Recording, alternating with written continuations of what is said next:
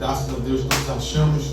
Diz assim a palavra do Senhor, versículo 1: Ao anjo da igreja em Éfeso escreva: Estas coisas diz aquele que conserva na mão direita as 7 estrelas e que anda no meio dos 7 candelabros de ouro. Conheço as obras que você realiza, tanto o seu esforço como a sua perseverança.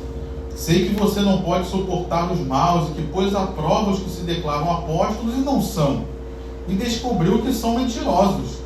Você tem perseverança e suportou provas por causa do meu nome sem esmorecer. Tenho, porém, contra você o seguinte: você abandonou o seu primeiro amor. Lembre-se, pois, de onde você caiu. Arrependa-se e volte à prática das primeiras obras. Se você não se arrepender, virei até você e tirarei o seu candelabro do lugar dele. Mas você tem a seu favor o fato de que odeia as obras dos nicolaítas, as quais eu também odeio. Quem tem ouvidos, ouça o que o Espírito diz às igrejas. Ao vencedor darei o direito de se alimentar da árvore da vida, que se encontra no paraíso de Deus. Amém? Vamos orar, Pai, nesta manhã. Nós estamos aqui reunidos para ouvir a Tua voz, Senhor. Então que o Senhor fale conosco e venha ministrar aos nossos corações, que nós saiamos daqui, Deus, edificados, abençoados pela Tua palavra, Pai, e que no nome de Jesus essa palavra produza vida, produza frutos, produza milagres, produza respostas em nossas vidas, e que caia por terra todo espírito contrário, todo espírito maligno, que no nome de Jesus a Tua palavra seja pregada e ouvida com total liberdade. É o que nós oramos e te agradecemos em nome de Jesus. Amém e amém. Nós temos ouvido aqui nesses dias muito sobre a igreja de Éfeso. Uma igreja, eu estava pensando sobre isso, sobre esta igreja, uma igreja que foi uma igreja muito abençoada, queridos. Uma igreja que foi uma igreja que teve, vamos colocar assim, um grande investimento da parte de Deus nela. Uma igreja que teve uma grande dedicação da parte de Deus a ela. E nós vemos isso primeiro pelo fato de que quem fundou a igreja foi o próprio apóstolo Paulo. Ele foi um instrumento de Deus para iniciar aquela igreja. E não somente isso, mas ele ficou ali aproximadamente 3 anos, doutrinando aquela igreja, ensinando aquela igreja, discipulando aquela igreja, fazendo discípulos. Não é à toa que você lê no capítulo 19 de Atos, que Paulo faz ali milagres extraordinários, e logo em seguida ele vai para a viagem missionária que ele tinha, ele já reúne ali presbíteros, ele já reúne ali líderes. Então ele ficou ali 3 anos e formou uma liderança, ele ficou ali 3 anos e formou um trabalho. Depois, quem ficou na igreja de Éfeso, administrando aquela igreja, foi o discípulo mais proeminente de Paulo, que era Timóteo. Talvez o discípulo da maior confiança do apóstolo Paulo. E se não me engano a história mostra que Timóteo foi tão fiel a Deus que ele até foi morto, perseguido pela pregação do evangelho na cidade de Éfeso. E logo depois de Timóteo sair dali, Deus envia apenas o apóstolo João. João foi no final da sua caminhada cristã e foi o pastor, vamos dizer assim, da igreja de Éfeso. Até então, naquela época, João já era o último apóstolo do Senhor Jesus vivo, o único que restou, e ele foi enviado àquela igreja para pregar o evangelho ali, para continuar a obra que já estava sendo feita ali naquele lugar. Então olha só quanto de investimento Deus fez naquela igreja, quanto de investimento, quanto de tempo, quanto de dedicação Deus entregou àquela igreja. E não é muito diferente de mim e de você, meu irmão. Existem dons e talentos que Deus colocou na sua vida. Amém. Deus está trabalhando na sua vida. Eu posso ouvir um amém? Amém. Se nós pudéssemos ter olhos espirituais, nós iríamos dizer que tem uma plaquinha em cada um de nós aqui dizendo em obras. Mas não da prefeitura, não do governo do estado, mas em obras pelo reino de Deus, em obras pelo poder do Espírito Santo. Santo. Deus, Ele está trabalhando nas nossas vidas. Deus, Ele está agindo nas nossas vidas. E Ele investiu muita coisa em nós. E se a gente investe muita coisa em alguma coisa ou em alguém, a gente não desiste tão fácil. A gente não quer abrir mão. E nós vemos isso na igreja de Éfeso, queridos. A igreja de Éfeso, Deus não quis abrir mão dela. A igreja de Éfeso, apesar de ter recebido algumas repreensões na carta de Éfeso que nós temos lido, aqui os anos se passaram. Aqui os anos já tinham decorrido. Muitos anos. Talvez até algumas pessoas daquela época, talvez não com certeza, algumas pessoas daquela época já tinham até sido levadas pelo Senhor e uma nova geração da igreja estava surgindo. E aí nós vemos que todo aquele investimento que Deus fez através da vida do apóstolo Paulo, todo aquele investimento que Deus fez através da carta que Paulo escreveu à igreja em Éfeso, estava surtindo efeito, queridos. Eu até coloquei o tema, né, da nossa mensagem hoje, de ação e reação. Deus, Ele agiu. Deus, Ele falou. Deus, Ele liberou uma palavra sobre a igreja de Éfeso. E essa palavra surtiu efeito, porque a igreja permaneceu. E não só permaneceu, querido, você leu aí junto comigo, que a igreja, ela resistiu. Aquela palavra surtiu um efeito. E nessa manhã, meu irmão, Deus também está investindo em nós. Porque da mesma forma que a palavra foi eficiente em sustentar a igreja em Éfeso, da mesma forma a palavra de Deus também vai ser suficiente para sustentar a minha e a sua vida, para que a obra de Deus se complete. Diga amém. Então aqui nós vemos esse texto. E aqui a época em que esse texto foi escrito, essa carta foi enviada, só para você ser contextualizado. João, ele era o pastor da igreja de Éfeso. E por causa da pregação do evangelho, ele estava preso. Ele estava preso na ilha de Patmos, que era o presídio de segurança máxima da época. Era uma ilha. E naquela época não tinha avião, não tinha helicóptero. Como é que eles iam fugir de uma ilha? Como é que alguém ia resgatá-los em uma ilha?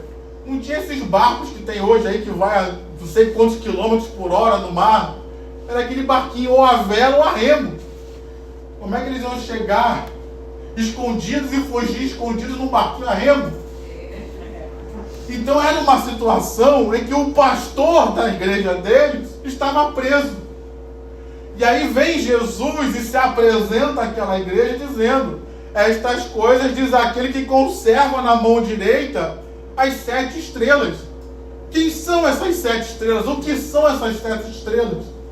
Se você voltar aí no capítulo 1, só olhar um versículo antes, capítulo 1 de Apocalipse, o versículo 20, ele diz quem são as 7 estrelas.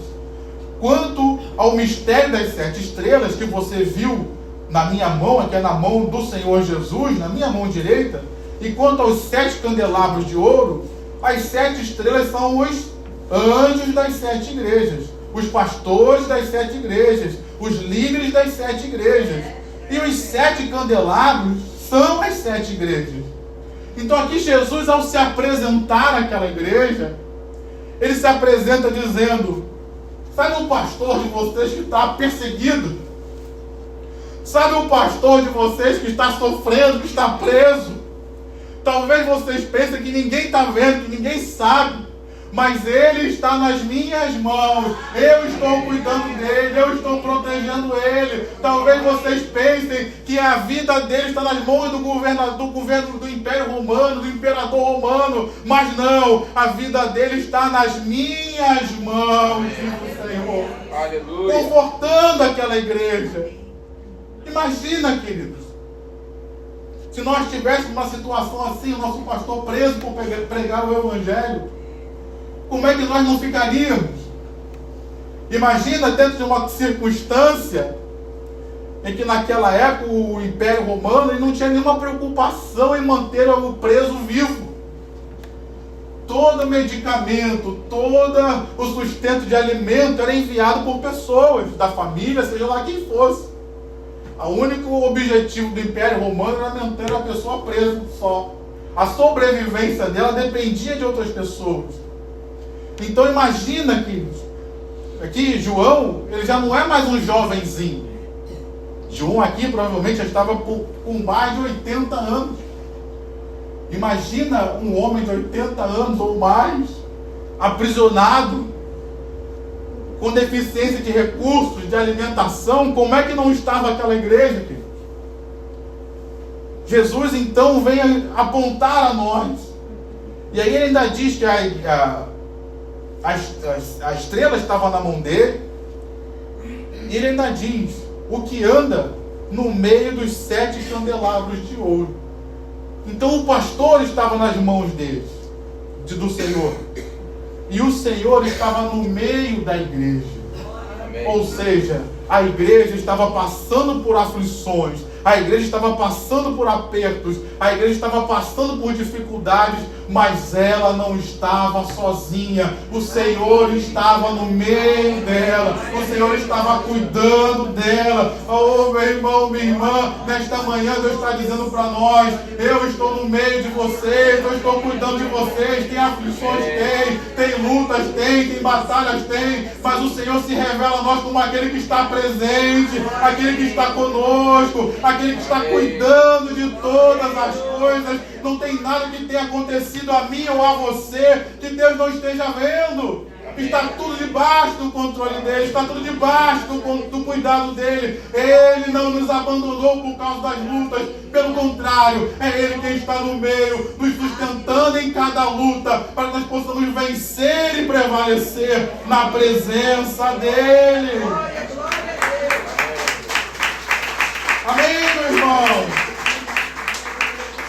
Então, igreja do Cartete, diga para o seu irmão: Jesus está com a gente. Jesus está com a gente, a gente não está sozinho. Tem batalha? Tem luta? Tem. Mas nós não estamos sós. Às vezes parece que aos olhos humanos, vendo João preso, vendo as aflições que estavam acontecendo, as perseguições que estavam acontecendo à igreja por causa do Império Romano, parecia que Deus havia esquecido da sua igreja. Parecia que Deus havia abandonado a sua igreja. Parecia que Deus havia perdido o controle. E a primeira coisa então que ele faz a essa igreja é de trazer o entendimento. Eu estou cuidando do pastor de vocês. Eu estou cuidando daquilo que está acontecendo. Não está nada fora do meu alcance. Não está nada fora da minha visão. Não está nada fora do meu controle. Eu estou no meio de vocês. Eu continuo abençoando. Eu continuo curando. Apesar das perseguições, milagres têm acontecido. Apesar das oposições, pessoas continuam sendo salvas. O evangelho continua sendo pregado. Eu estou no meio de vocês, diz o Senhor. Amém, meu irmão? Amém, minha irmã? Então a primeira afirmação que Deus faz é de um cuidado dele com as circunstâncias que afligiam eles. Mas aí ele faz algumas afirmações aqui: conheço as suas obras, conheço aquilo que você faz. E aqui o Senhor, ele só traz elogios. Eu falava alguns dias atrás sobre perseverança. E aqui nesses 2 versículos, 2 e 3, ele fala de perseverança 2 vezes.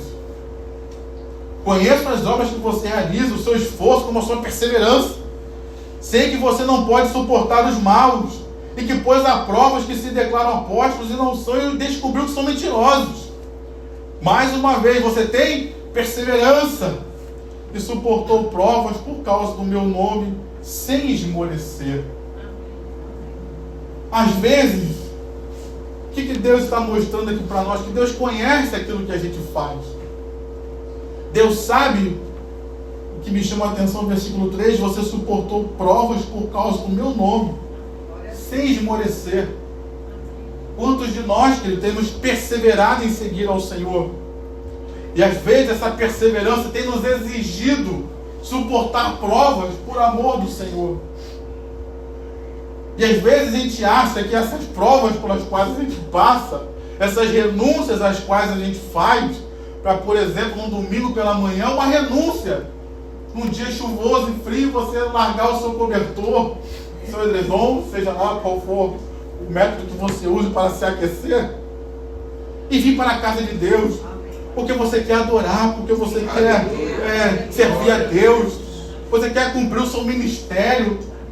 E às vezes a gente acha que a gente vai fazendo essas coisas, a gente renuncia muitas vezes o pecado lá fora, tentações lá fora pelas quais todos nós passamos. E às vezes são tentações pelas quais passamos que só estamos nós e o Senhor.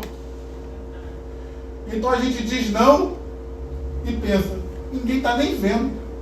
Podia até ter pecado aqui, ninguém ia saber. Mas nós o fazemos por amor ao Senhor. Nós renunciamos por fidelidade ao Senhor. Amém. E às vezes a gente pensa que ninguém está vendo. E nesta manhã, Deus está trazendo a nossa memória. Nesta manhã, Deus está vivificando isso em nossos corações. Eu tenho visto as suas renúncias. Eu tenho visto os teus sofrimentos.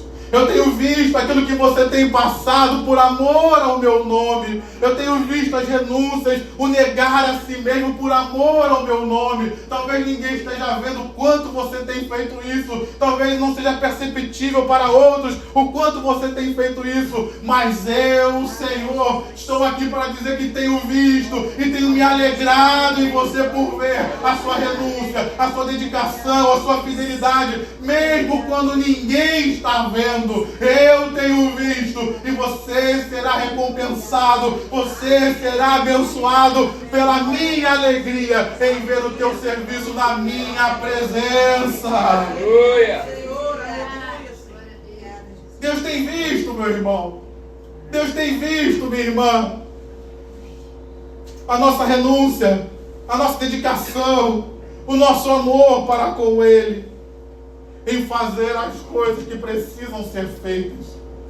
Aqui o Senhor estava elogiando aquela igreja por perseverar, por se esforçar, por não suportar os maus, resistir à maldade daquele tempo, resistir aos enganos que o Evangelho já estava trazendo naquele tempo. A gente pensa que os enganos, as heresias só chegaram agora, não. Desde o princípio já tinha isso, e eles não compactuaram, pelo contrário, resistiram, fizeram obras, fizeram maravilhas. Então nesta manhã, meu irmão, Deus tem visto o seu esforço, Deus tem visto a sua dedicação. Só Deus sabe o esforço que você faz para estar na casa de Deus. Às vezes, renunciar ao seu tempo, às vezes renunciar a recursos financeiros, especialmente você que vem de carro, vem de algum meio de transporte, não vem andando.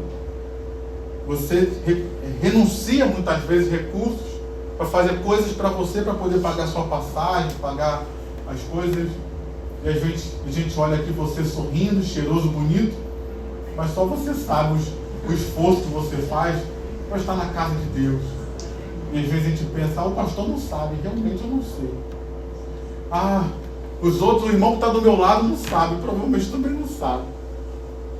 Mas o Senhor tem visto o seu esforço e a sua dedicação em continuar fazendo a obra de Deus. O Senhor tem visto seu esforço e dedicação em continuar trabalhando para servir no ministério. O Senhor tem visto seu esforço, dedicação e fidelidade para continuar sendo um dizimista fiel, abrindo mão de fazer muitas vezes coisas para você, para a sua família, mas para fazer para Deus e fazer com alegria para o Senhor. Então nesta manhã, meu irmão, eu não sei o que você tem visto, eu não sei o que você tem passado, eu não sei quais as lutas que você tem enfrentado, mas Deus nesta manhã está te parabenizando pela sua perseverança em continuar firme na presença do Senhor. Amém.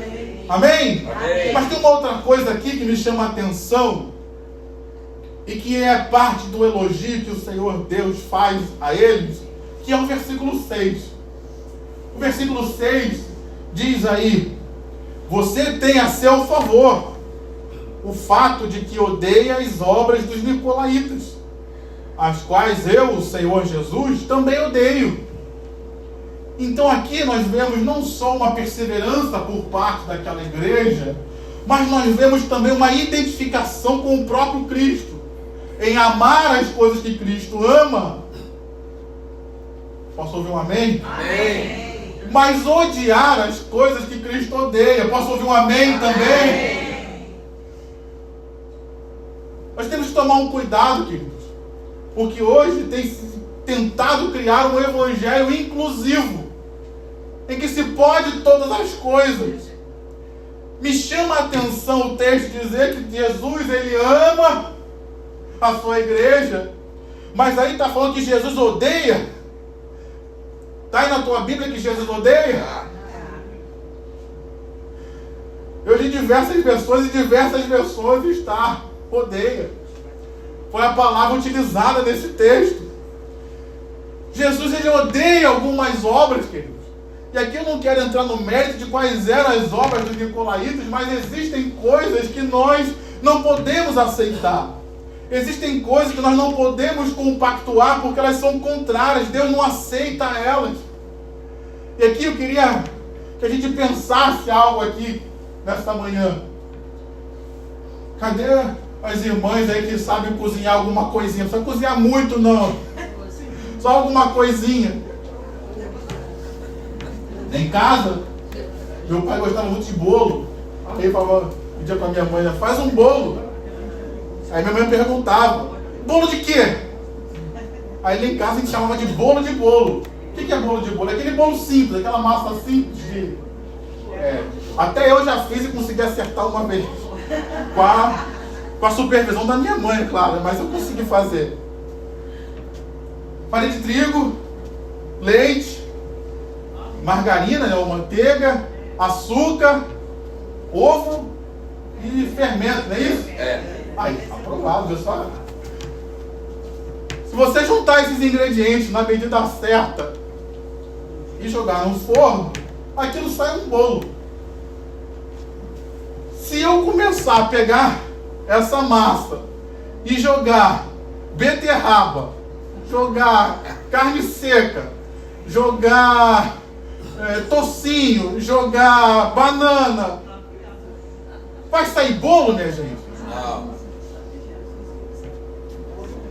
O evangelho que se torna inclusivo demais, ele deixa de ser evangelho, querido. Ele passa a ser qualquer coisa.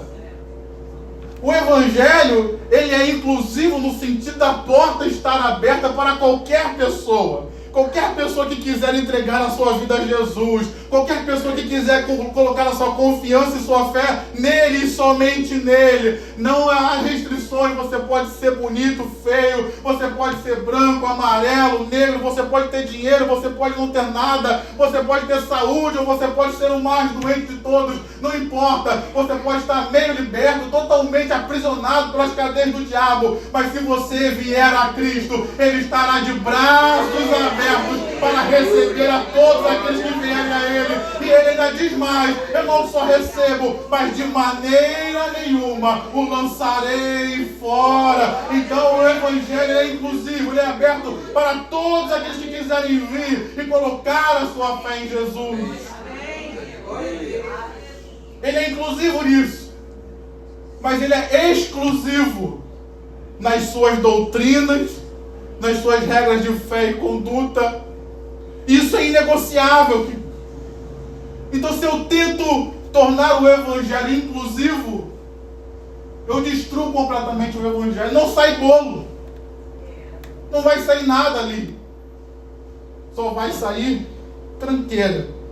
E esse texto me mostra isso. A igreja estava fazendo a obra, a igreja estava levando o evangelho à frente, algo que Deus se agrada. E ela até elogiou.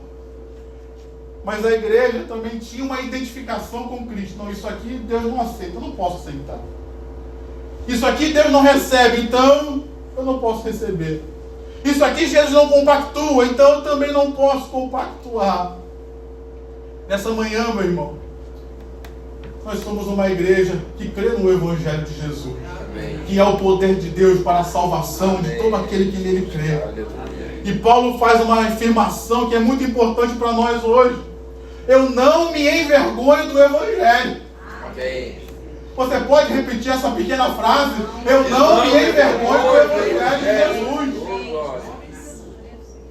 Ah, mas estão chacoteando, achincalhando o Evangelho. estão achincalhando os evangélicos. Eu não me envergonho do evangelho de Jesus, meu irmão. Se é para ser perseguido por pregar um evangelho genuíno e verdadeiro, que seja. Mas eu não me envergonho do evangelho. E não vou pregar um evangelho torto só para agradar as pessoas lá de fora. E ser aceito pelas pessoas lá de fora. Não. Há um compromisso que Jesus elogia aquela igreja. De amar as coisas que Jesus ama. Mas nós vemos um Jesus que também odeia algumas obras. E se ele odeia, eu não posso ser conivente, não posso compactuar com aquilo ali. Pelo contrário, eu devo rejeitar assim como ele rejeita. Então nós vemos aqui que naquela igreja, Jesus estava sendo formado ali neles. Era uma igreja genuína em que Cristo estava sendo formado, que Cristo estava presente, que Cristo de alguma forma estava vivo. Mas havia algo naquela igreja que eu não posso deixar de falar, de que, apesar de ser tudo isso, Jesus tinha algo contra ela. Ela havia abandonado o primeiro amor. Ela havia deixado de lado o primeiro amor. E como eu falava no início da mensagem, Jesus havia investido muito naquela igreja. Ele ia desistir dela? Vou te dar mais uma chance. Jesus havia investido muito naquela igreja. Ele iria desistir dela? Não. Jesus investiu muito em você. Ele vai desistir de você? Não. Não. Diga para o seu irmão, Jesus nunca vai desistir de você. Ele investiu muito tempo. Ele investiu o sacrifício dele. Ele investiu morte e ressurreição. Ele investiu o Espírito Santo que está na sua vida. Ele investiu em nós a palavra de Deus que está nos nossos corações. Ele investiu, que ele não vai abrir mão disso. Então havia algo naquela igreja. Havia, como eu marquei aqui, havia um porém naquela igreja. Será que existe algum porém em nós hoje? Naquela igreja, o porém era a falta de amor. Será que existe algum porém em nós hoje? O que é um porém, você pergunta? No caso aqui, o porém era um pecado. Algo que precisava ser reconhecido, arrependido e abandonado. Jesus falou, lembra-te de onde caíste, arrepende-se. E volta a fazer o que você fazia antes. Volta às boas obras, volta à boa prática. Será que tem algum porém hoje na minha vida que precisa de um tratamento da parte de Deus? E aqui, queridos, eu não estou pregando para pessoas perfeitas. A começar de mim, não tem ninguém perfeito. Todos nós temos as nossas falhas. Todos nós temos os nossos pecados. Mas no caso aqui, e muitas vezes no nosso caso, nós pecamos e não tratamos aquilo. E vamos deixando, achando até que isso é normal. Como essa igreja. Estava trabalhando, estava pregando o evangelho, estava fazendo obras, estava até perseverando, mas estava sem amor. E fazendo isso achando que é normal. Aquilo passou a fazer parte da vida e do serviço deles como se fosse algo normal. Até que Jesus vem e fala, ei, parabéns pelo serviço de vocês, parabéns pela perseverança, parabéns pela identificação comigo. Mas tem alguma coisa aí que não está normal, tem um porém aí que vocês não estão tratando, que precisa ser restaurado, que precisa ser trabalhado. Então nessa manhã, meu irmão, qual o porém que Jesus está falando conosco? Que precisa ser trabalhado, que precisa ser tratado. Eu não posso tratar o pecado como algo normal na vida de um cristão, queridos. E o que me chama a atenção na carta do próprio João, né, só que a primeira carta que ele escreveu, é que ele vai afirmar que os filhos de Deus não têm prazer no pecado. Eles não se alegram em viver no pecado. Então, se eu estou vivendo na prática do pecado e estou até me alegrando, alguma coisa está de errado aí. na minha espiritualidade. Tinha um certo pregador que ele dizia: as ovelhas, elas podem até cair na lama, mas elas não ficam lá, porque elas não têm prazer na lama. Agora o porco, ele entra na lama e ainda se rola lá e fica feliz da vida. Jesus estava chamando a atenção daquela igreja para um porém que havia. E o que me chama a atenção é que Jesus, ele é amigo. Você tem algum amigo verdadeiro? Aquele amigo que quando vai almoçar com você, ele te dá um chute por debaixo da mesa, assim na tua canela, e fala: ó, limpa o dente aí, tá com feijão no dente. Tá o diretor da empresa aqui, tá o teu chefe aqui no almoço, tira esse feijão no dente aí, ó. Ou então já tem uma certa intimidade e já faz, né? Aí tu já sabe o que é. Até aqui, querido, se você olhasse para aquela igreja, você diria que havia falta de amor nela? Uma igreja que está trabalhando, uma igreja que está perseverando, uma igreja que está agindo, uma igreja que está combatendo o mal. Parecia que tinha falta de amor nela? Era o Jesus, o Senhor, que vê todas as coisas externas das nossas vidas. Ele vê também aquilo que está interno. Ele vê também aquilo que está no nosso coração. Ele vê também o som dos nossos corações e sabe que vai lá no profundo da nossa alma. São dores, são aflições, são pecados que estão ali não tratados, que Ele também vê. E Ele vai lá e fala para nós: ó, ninguém está vendo ainda não é motivo de vergonha, mas há algo aí, há um porém que precisa ser tratado nessa manhã, para que seja resgatada a sua alma, para que você não se perca, para que você viva o melhor que Deus tem para a sua vida. Ninguém sabia ainda, mas Jesus via.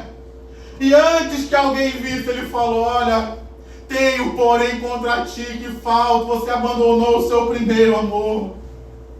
É como aquele texto lá de Caná da Galileia, de João capítulo 2, quando Jesus está no meio de uma festa, junto com os seus discípulos, um casamento, e de repente alguém fala lá, nos bastidores, a festa rolando lá. Alguém nos bastidores: acabou o vinho. A festa toda estava rolando, os convidados achando que nada tinha acontecido. Mas alguém disse: acabou o vinho. Vamos tomar uma providência antes que alguém saiba que acabou o vinho e a família fique envergonhada. Então Jesus estava trabalhando antes de expor a vergonha. Jesus estava trabalhando antes que aquilo que estava oculto aos olhos de todos, menos aos olhos dele, viesse à tona.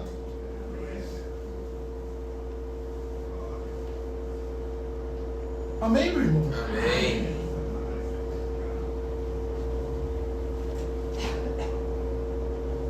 E Jesus aqui mostrou a solução para nós.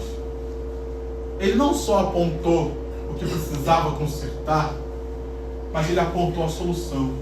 Seja o que for, querido, seja qual circunstância que for, se tiver disposição no meu coração e atenção nos meus ouvidos à voz do Senhor, eu comerei o melhor desta terra. E a palavra de Deus para nós é nesta manhã: ouça a minha voz, porque isso que muitos dizem que não tem mais jeito, ainda há solução, pelo poder do nome de Jesus, pelo poder do sangue de Jesus, pelo poder da palavra do Senhor, do Evangelho de Jesus Cristo. Ainda há poder para transformar essa situação.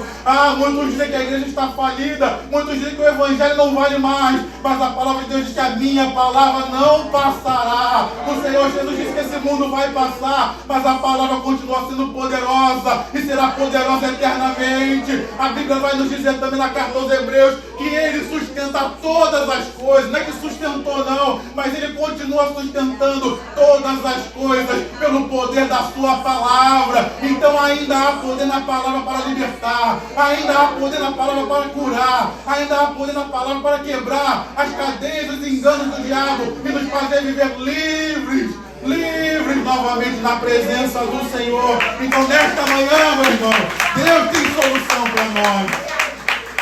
Deus tem a saída para nós. Ouça Ele. Se arrependa. E entrando no contexto, é de se admirar que a igreja que diz que estava com falta de amor era a igreja que era pastoreada por quem, queridos?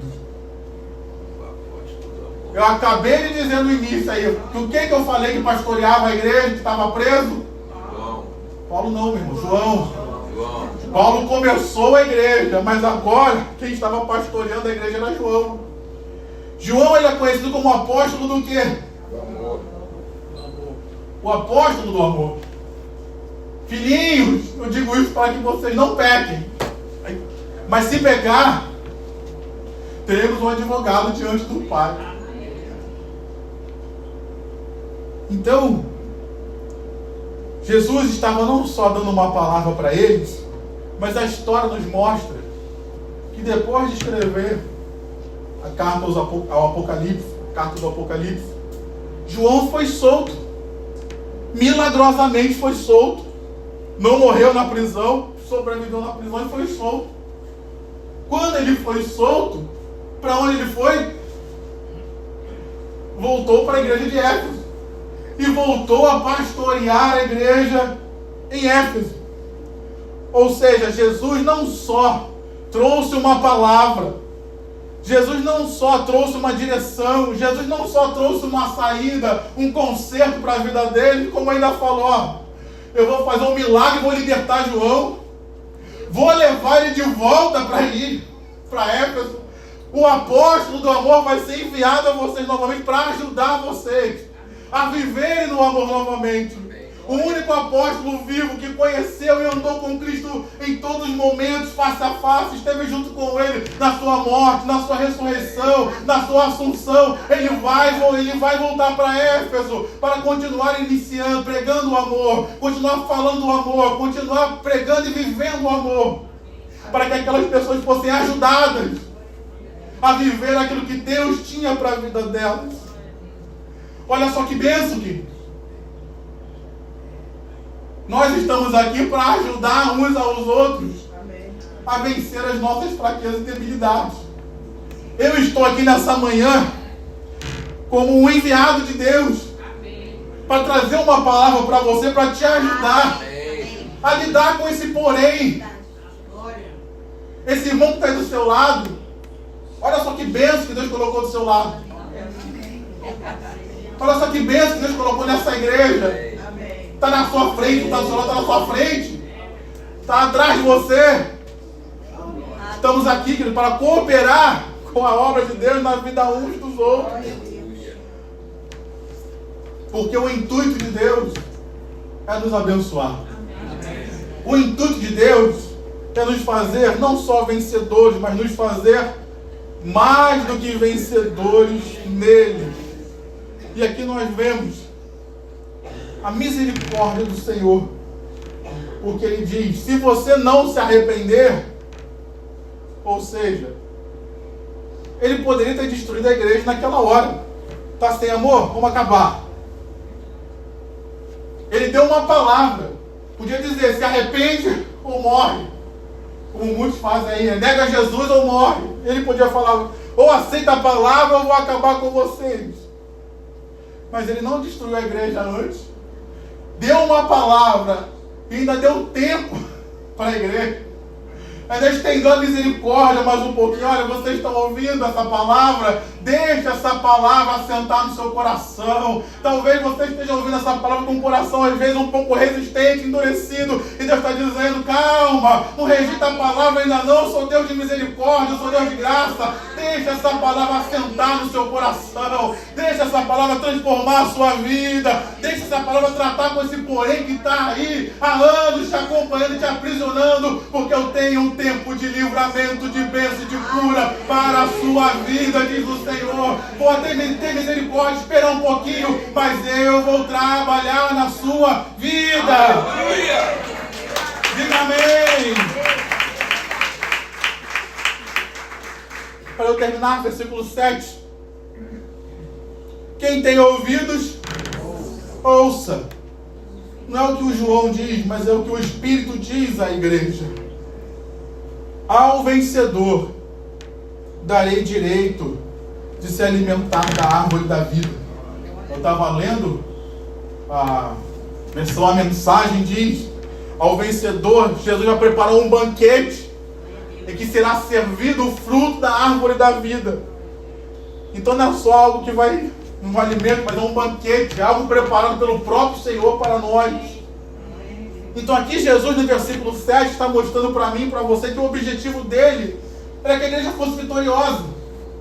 A palavra que ele estava trazendo ali não era para condenar, mas era para curar e restaurar aquela igreja, para que ela pudesse viver tudo aquilo que Deus tinha para ela. E da mesma forma, Jesus quer que você seja um vencedor, meu irmão. Jesus quer que você seja uma vencedora, minha irmã.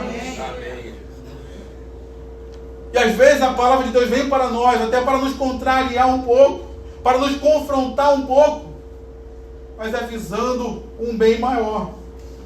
E aqui ele aponta para nós, como já foi falado aqui no culto, um futuro para aquela igreja. Uma restauração que apontava para um futuro. Um futuro já terreno, vamos colocar assim, daquela igreja continuar fazendo aquilo que Jesus chamou de fazer, mas um futuro eterno, queridos. E nós não podemos nos esquecer de que em breve tudo isso que a gente está vivendo vai passar. Temos pessoas aqui um pouco mais jovens do que eu, sou um pouco mais jovem, não muito mais jovem, porque eu sou bem jovem. E nós temos algumas pessoas que têm um pouco mais de idade, bem mais idade do que eu, porque sou muito jovem, então tem pessoas que têm bem mais idade do que eu. E a gente sabe que o tempo passa rápido. Eu me lembro conversando com o diácono Pedrito, quando ele fez 80 anos, conversando com ele, e ele falou para mim: Rafael, passou muito rápido. Com 80 anos passou rápido. Passou muito rápido. Então a nossa vida, a nossa perspectiva não pode estar presa só ao tempo presente. Verdade. A nossa vida, a nossa perspectiva como igreja do Senhor tem que estar nesse tempo presente, claro que sim. A gente não pode ser radicais nesse sentido e só focar no tempo presente e esquecer a eternidade. E nem só focar na eternidade e esquecer o tempo presente. Mas como nós vivemos numa sociedade hoje tão materialista, tão consumista, tão imediatista, é sempre bom lembrar que o nosso lugar não é aqui. É sempre bom lembrar que nós somos peregrinos, meu irmão. Nós estamos aqui só de passagem. O nosso tempo, a nossa jornada aqui nessa terra é muito curta. E é um tempo, uma jornada que, embora Jesus estenda a misericórdia para nós e sobre nós, para que nós possamos nos arrepender e mudar as nossas obras, a verdade é que, embora essa misericórdia esteja estendida, a gente não sabe por quanto tempo. Hoje nós estamos vivos aqui e amanhã, ou quem sabe até hoje mesmo. A gente não sabe qual é o nosso tempo, querido. Então Jesus aqui está nos dando uma perspectiva de futuro, tanto para o presente, para que a gente se conserte. E quanto mais rápido nos consertarmos, mais rápido viveremos aquilo que Ele tem para nós. Ele aponta para nós uma perspectiva de futuro eterno, na presença dEle, que seremos servidos por Ele, em que venceremos, que venceremos tudo. Venceremos o mundo, venceremos a carne, venceremos Satanás, venceremos as situações, circunstâncias, venceremos o pecado. E estaremos eternamente na presença dEle, adorando a Ele, bendizendo a Ele e servindo a Ele junto dos nossos irmãos, num ambiente de perfeita paz e alegria do Espírito Santo. Então nesta manhã, meu irmão, Deus quer que você seja vencedor. Amém. Nesta manhã, Deus quer que você desfrute do melhor desta terra. Amém. Mas para isso, quem tem ouvidos, ouça o que o Espírito diz às igrejas. Amém? Você pode aplaudir ao Senhor com o seu melhor.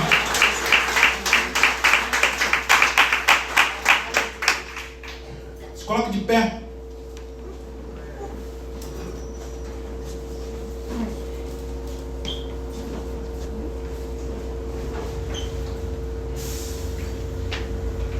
Coloque de pé. Feche seus olhos.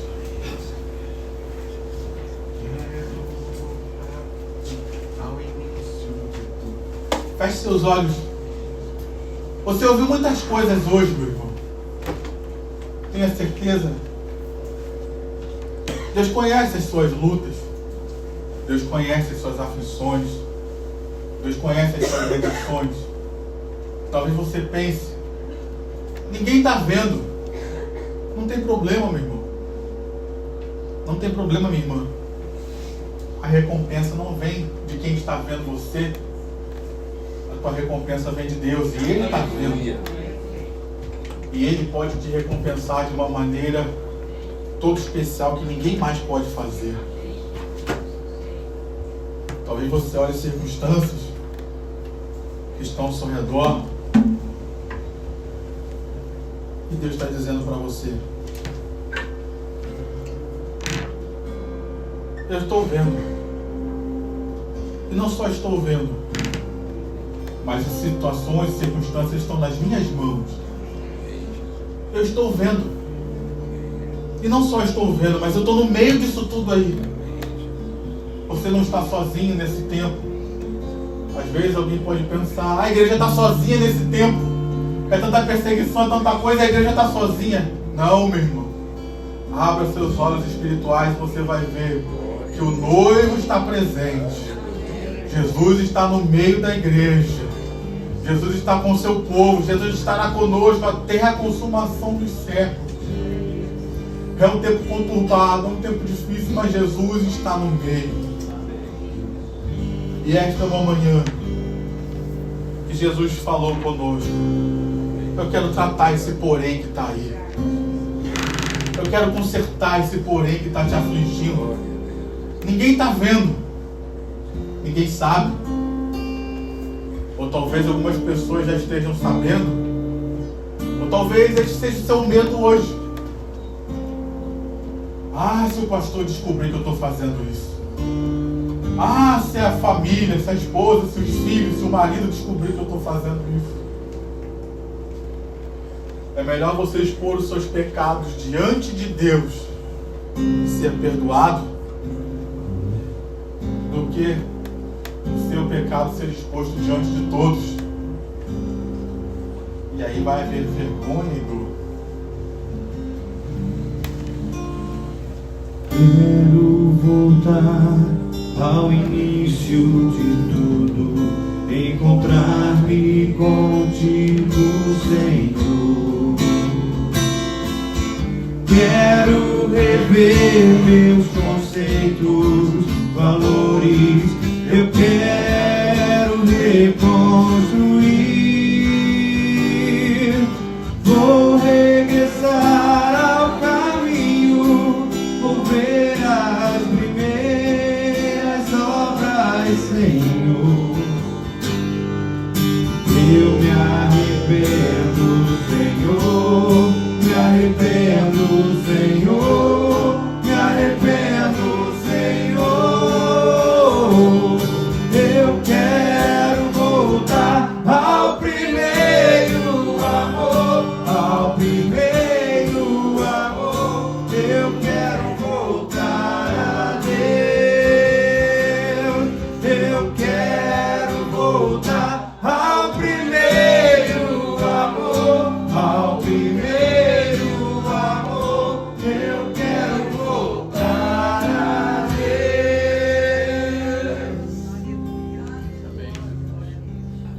O que nós precisamos rever nessa manhã, meu irmão? Quais os conceitos que a gente tem tolerado e permitido? E Deus está falando: eu odeio isso aí. Eu odeio isso aí. Não importa o que a sociedade diz, não importa o que a sua família diz, eu não aceito isso não, diz o Senhor. O que é que a gente está convivendo e convivendo e achando que já está até normal. Servir sem amor, já está até normal. E Jesus está dizendo: se arrepende desse porém aí, meu irmão. Se arrepende desse porém aí, minha irmã. Porque Jesus quer trazer cura ao seu coração. Jesus quer resgatar a sua alma. Jesus quer que você volte a ter alegria, e não só alegria externa.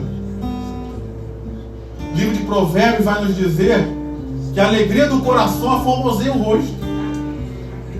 Não é o coração alegre, não é o rosto alegre que transforma o coração, não. Às vezes a gente usa uma máscara para transparecer uma alegria e achando que isso vai transformar o nosso coração. Jesus está dizendo, não, você está fazendo errado. É a transformação do coração que traz a alegria a transparecer no rosto. Deixa eu tocar no seu coração. Confesse esse pecado nesta manhã. Deixa eu tocar nessa alma ferida, porque eu tenho cura.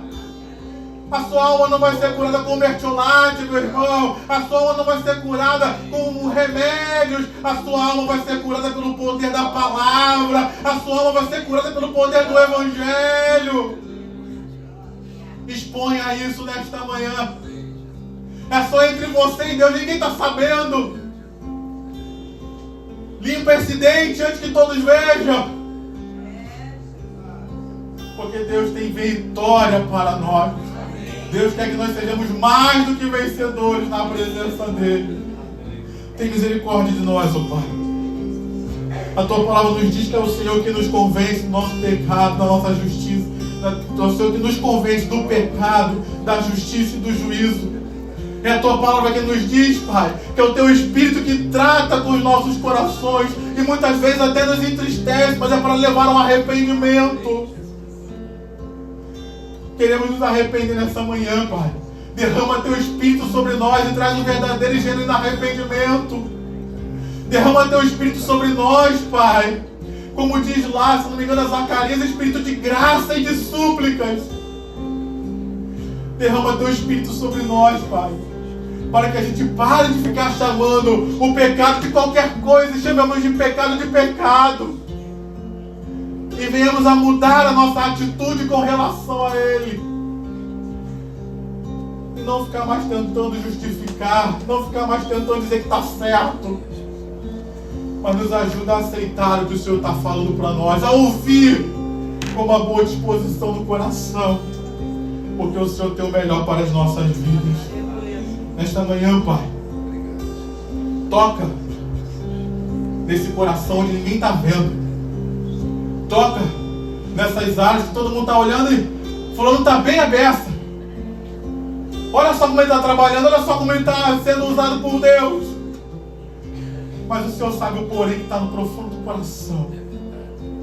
O Senhor sabe a ferida que está no profundo da alma. Talvez ele mesmo não estava nem identificando. Talvez essa igreja foi confrontada, mas nós, sem amor.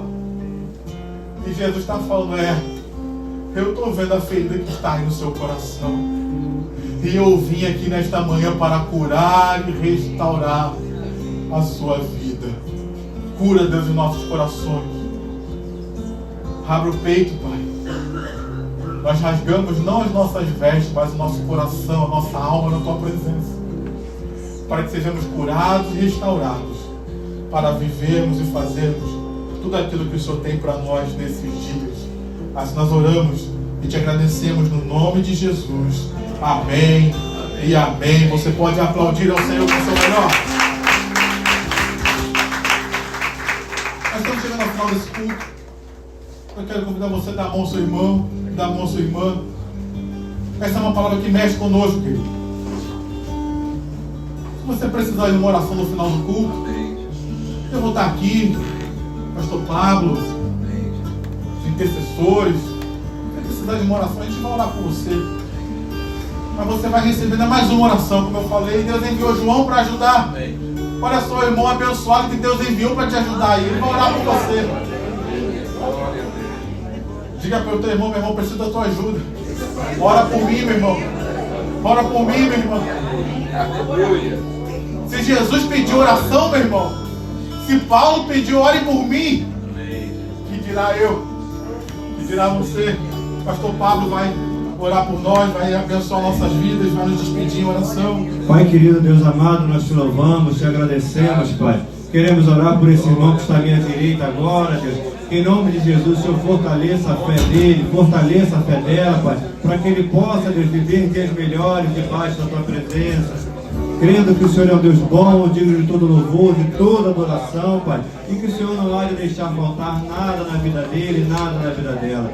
Deus querido, Pai amado, nós queremos louvar teu santo nome, Pai, pedindo, Senhor, e sabendo que nós carecemos da tua presença sobre as nossas vidas e sobre a vida desse irmão que está à minha direita. Queremos te pedir agora sobre a vida desse irmão que está à minha esquerda, Deus, que em nome de Jesus Cristo eu possa, Pai, fortalecê-lo para a caminhada, fortalecê-lo, Senhor, durante, Pai, cada período da vida dele, que Deus querido, que ele possa contemplar os teus prodígios, Pai, contemplar, Senhor, a tua boa mão conduzindo pela tua terra, Pai, por esses ambientes que nós temos vivido nesses dias. Nós erguemos as nossas mãos ao céu, louvando e agradecendo a Ti, Pai, crendo que o Senhor trabalhará nas nossas vidas durante essa semana, Pai, nos dando o seu discernimento e sabedoria para que nós possamos triunfar, Senhor, debaixo da Tua presença, Pai. E agora que nós vamos retornar para casa, Senhor, que o Senhor possa, Deus, em nome de Jesus Cristo, Pai, ir diante de nós, desbaratinando o inimigo, Pai, e guardando, Pai, os nossos pés, para que eles não venham a falsear diante de Ti, Pai. Que o amor de Deus, que a graça do Pai, as doces consolações do Espírito Santo esteja sobre a sua vida hoje, para sempre. O povo mais feliz da terra, diga amém. Dê um abraço no seu irmão e abençoe a vida dele, rica e abundantemente, em nome de Jesus.